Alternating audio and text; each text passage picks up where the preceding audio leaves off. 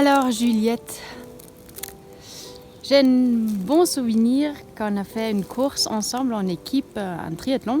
C'était à Vaux-Velin.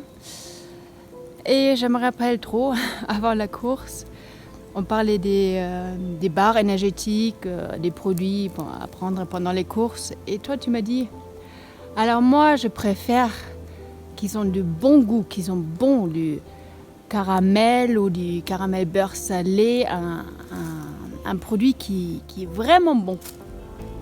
Voilà, Juliette, ça me fait penser à toi. Juliette? Rire, fun, folie. Juliette, pendant le confinement, elle aurait fait 26 heures de sport par jour, les repas pour ses enfants, du piano, elle aurait écrit un nouveau bouquin, etc. etc.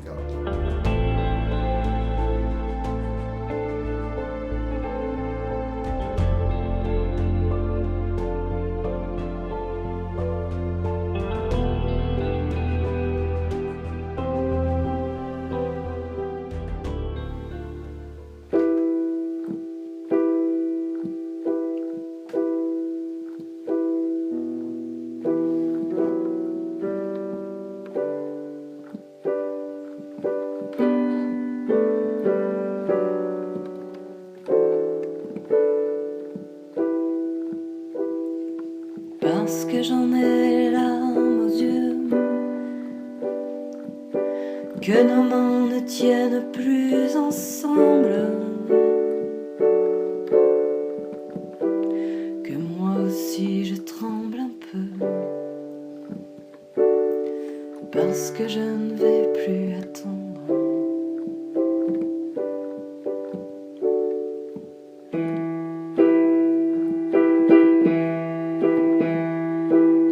Est-ce qu'on va reprendre la route? Est-ce que nous sommes proches de la nuit? Est-ce que ce monde a le vertige? Est-ce qu'on sera un jour puni?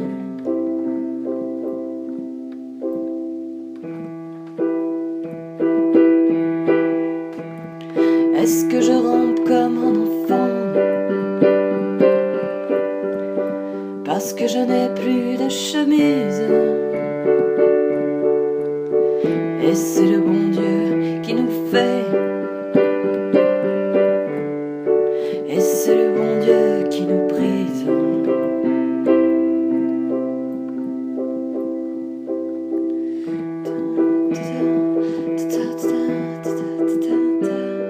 C'est vraiment agréable d'être perché dans la montagne, et puis après c'est le côté aussi sympa, on connaît bien les voisins, là d'être à l'école, on connaît presque tout le village au final, donc c'est très convivial.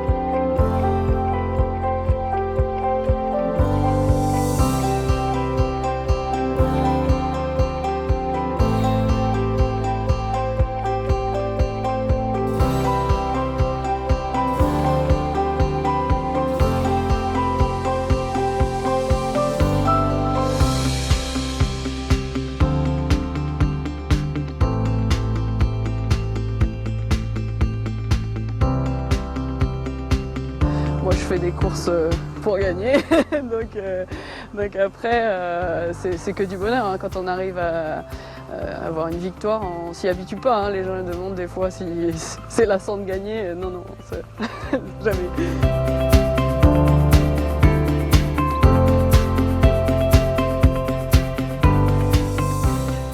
Juliette Benedicto, la française, une première, une découverte pour ce qui la concerne. La natation, bon, je pense que c'est là que ça va être le plus facile.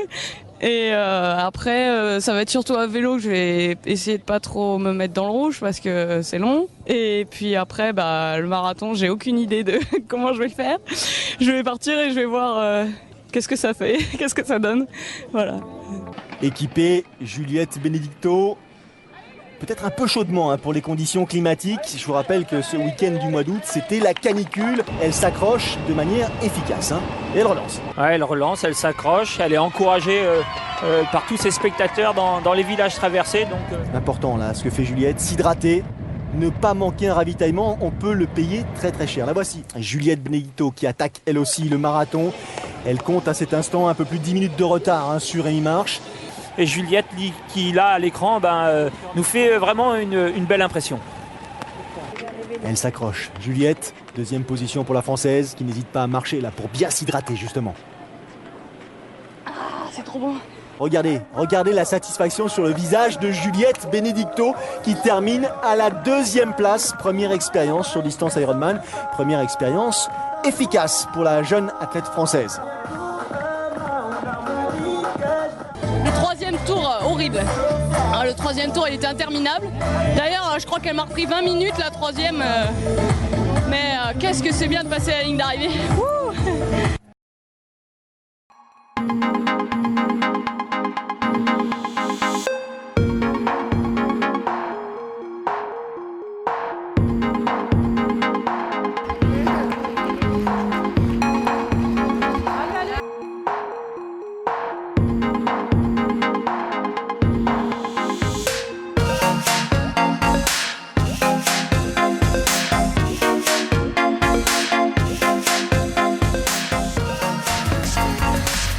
C'est top, c'est trop bien, c'est trop bien. Et puis cette longue descente.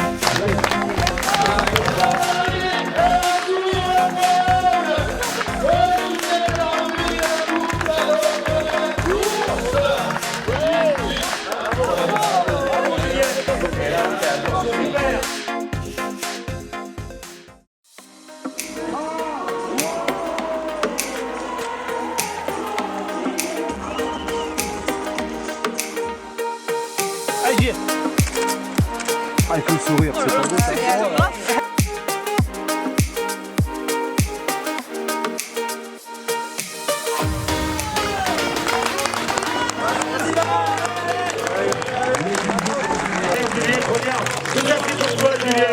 Lève en l'air, Juliette. Et tu termines deuxième derrière vraiment une des meilleures mondiales. Je suis du Mont-Saxonais, je pense que personne ne connaît, c'est en Haute-Savoie, entre Annecy et Chamonix. C'est pour l'avenir du trail français pour Juliette. Elle est pleine de peps, Juliette. Bravo à toi.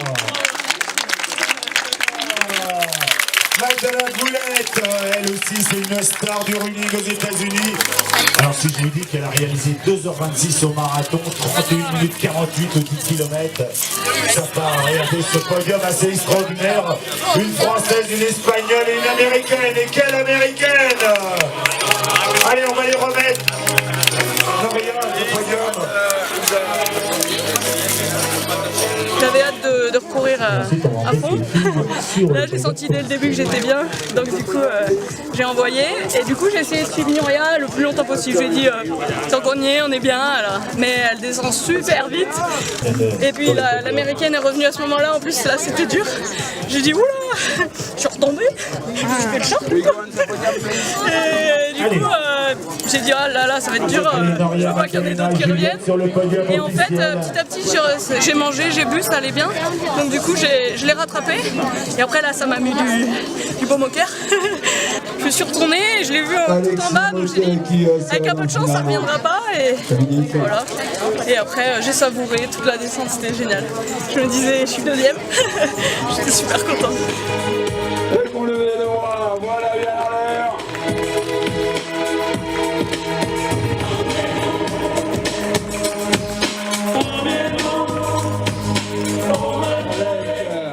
Les fleurs qui leur ont...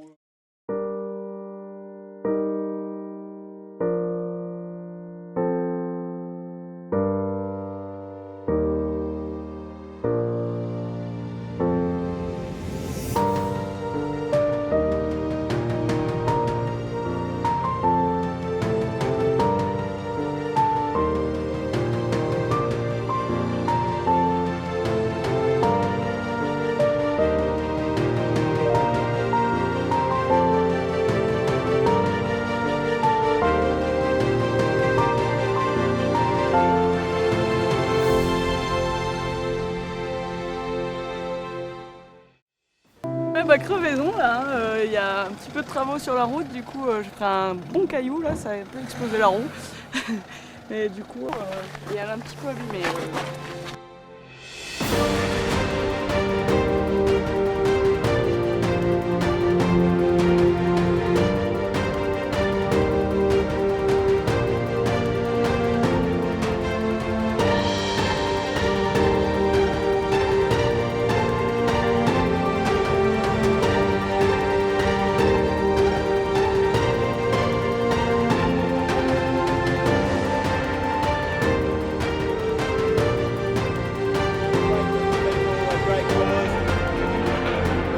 La mission accomplie. Et du coup, ça veut dire qu'on a bouclé la boucle. Ça, c'est beau. On a réussi notre défi.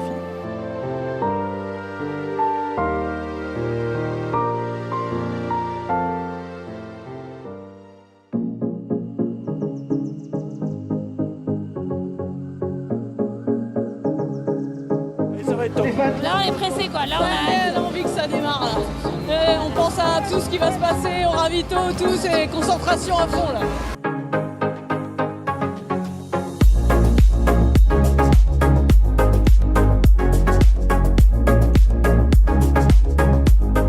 Chez les filles, Juliette Benedicto, Lucie Jamsin et Sylvaine Cusseau forment un trio de tête. La stratégie, c'est quoi? Allez, le plus vite possible jusqu'au bout.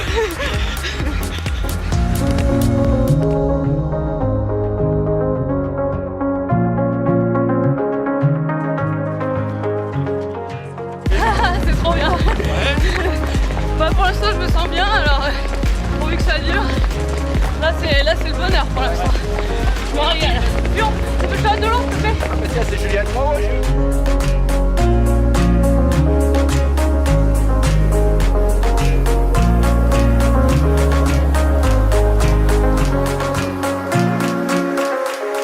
C'est à un rythme infernal qu'émergent de la nuit les premiers de la Saint-Élion. Chez les filles, elles ne se lâchent pas depuis le départ. Juliette Benedicto et Lucie Jamsin ont creusé l'écart. Les aqueducs romains de Bonan sont comme une frontière. La course rentre dans les faubourgs de Lyon. Côté filles, là aussi, elle aura géré et mené tout du long. Juliette Benedicto a tenu bon. Elle arrive en tête. La Saint-Élion 2016 sera pour elle. J'en peux plus. C'est quoi la sensation? J'ai envie d'arrêter. Non, voilà.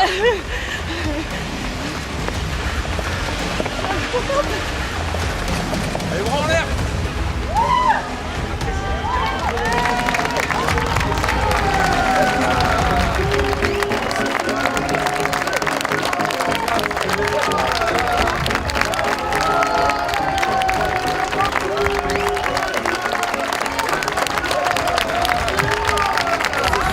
C'était la bagarre quoi. Et moi la bagarre j'aime pas ça donc. Moi j'aime bien. Ah ouais.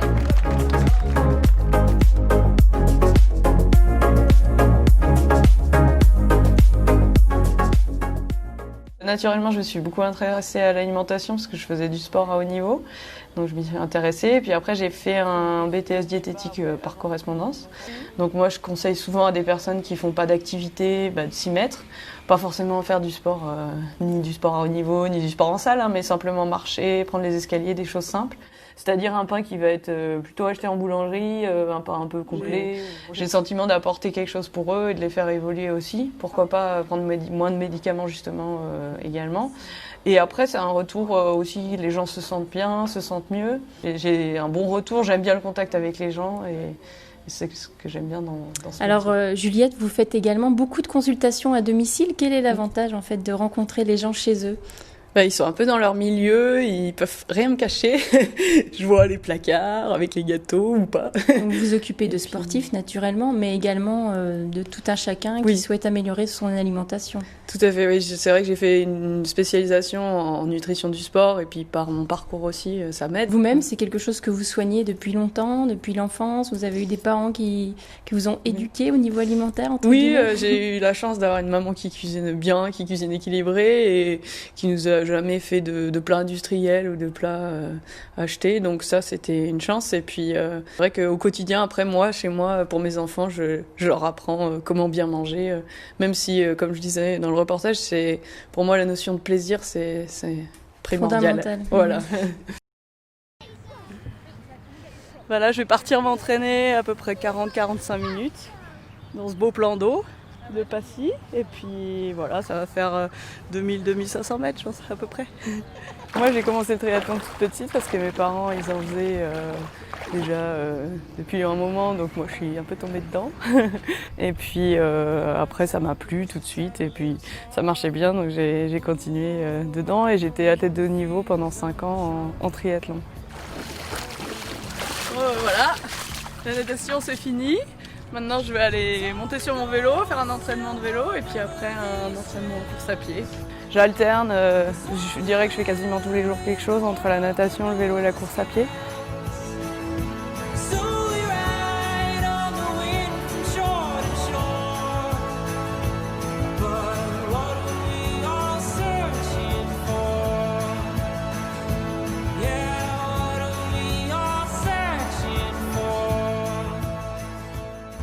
L'Halsman le samedi 9 juin, Juliette Benedicto, donc c'est Halsman le samedi 9 juin. Ça vous donne envie, vous ? Ah oui, là, en plus les images sont très belles, donc oui, Combien vaut de mieux temps, que ça me donne envie combien quand de temps même. vous pensez mettre pour faire l'épreuve ? Je connais bien la fille qui a gagné l'année passée, puis l'année encore précédente, donc je me dis j'ai peut-être à peu près le niveau pour être dans ces horaires-là, donc c'est 14h30. On a envie de faire autre chose au bout d'un moment, surtout après le vélo. Moi j'ai envie de courir, quoi. Il y a un moment on pose le vélo, on n'en veut plus du vélo. Bon, 180 ouais, km, on arrête là. J'arrête, j'en peux plus, je veux courir.